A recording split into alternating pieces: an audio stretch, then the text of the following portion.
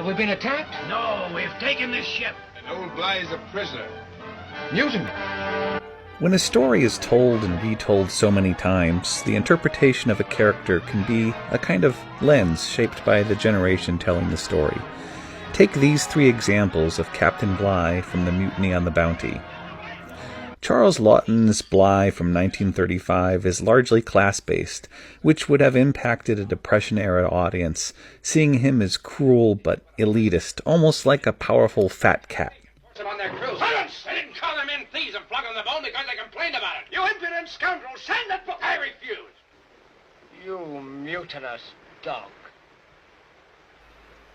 Bligh from the 1962 version is played by Trevor Howard as tradition against a new generation. It's also impacted by the acting style of Marlon Brando as Fletcher Christian. It's nothing,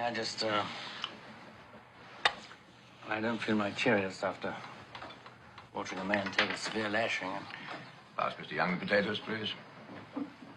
You've witnessed punishment before, surely? The King's Navy will not rest until every mutineer is captured and executed. Wherever you go, wherever you hide, 1,000 ships will search you out. The Anthony Hopkins version from the 1980s, The Bounty, is almost completely unhinged, with hints of a future Hannibal Lecter. Don't put Adams under the lash. He was insubordinate. Cowardly and insubordinate. He frightened the men. I did not put that fear there. He did. So he will be lashed, and we will go round the horn.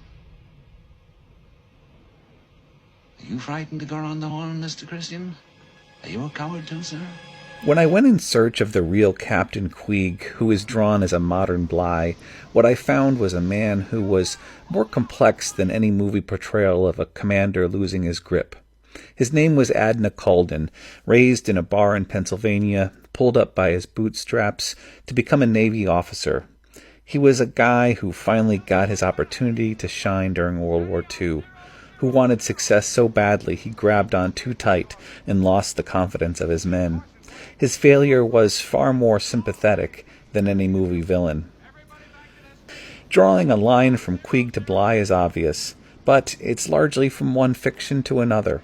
The real Bligh, I suspect, was, like the real Queeg, a more complex human being. 500 miles from a port of call. You're sending me to my doom, eh? Well, you're wrong, Christian. I'll take this boat as she floats to England if I must. I'll live to see you, all of you, hanging from the highest yard arm in the British fleet.